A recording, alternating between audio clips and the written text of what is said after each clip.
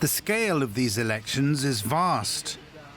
190 million potential voters scattered over 8,000 islands across 3 time zones and spanning hundreds of different ethnic groups and languages. Thousands of seats are up for grabs, but the focus is on the 2 main contenders, current President Joko Widodo and his challenger, Prabowo Subianto. Voters seem keen, above all, to embrace the democratic process. My president! Yay! Because we were under the Dutch 350 years ago, we don't have the right to appoint anybody. We just receive whoever sent by the Dutch government here. So now, this is the time that we can apply our rights. I'm for Jokowi, number 1. Yeah, I think it's obvious.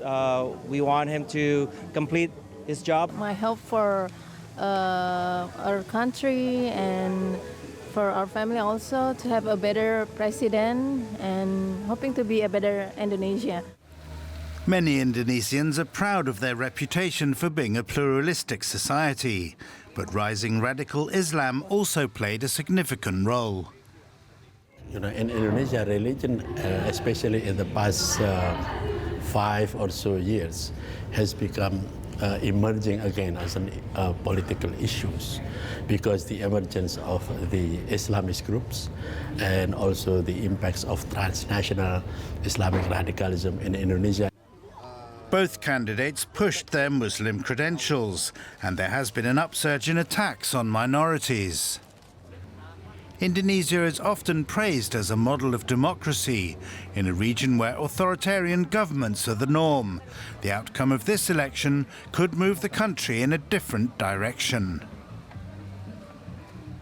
And our reporter, Claire Richardson, is in the capital, Jakarta. She joins us now. So, Claire, we've heard that President Joko Widodo, he looks set to win this second term. What does it mean for Indonesia? Hi, Sarah. This election was in many ways a referendum on Joko Widodo's performance over the past 5 years as president. And another term for Jokowi, as he is also known, would mean that he is able to carry out more of the policies that he meant to put into place in terms of things like the economy. A lot of the voters who I spoke to here said that they wanted to give him that extra 5 years to continue some of his programs, particularly in building up of infrastructure and roads. He is also encouraged foreign investment. So those are the sorts of things that we're likely to see more of down the line. Now, some of the people who I spoke to here also weren't major Jokowi fans. They were kind of choosing between what they saw as the lesser of 2 bad options, or the better of 2 bad options, I should say. But either way, we are going to see him back in government, at the forefront of Indonesia for the next 5 years. And religion also really a hot topic we have to mention in this election, because Indonesia, we know that they have the largest Muslim community in the world. Winning over those conservative Muslim voters was a part of both of the campaigns of both of the candidates. How do you see this outcome, Claire? What does it mean for those conservative, especially religious groups there?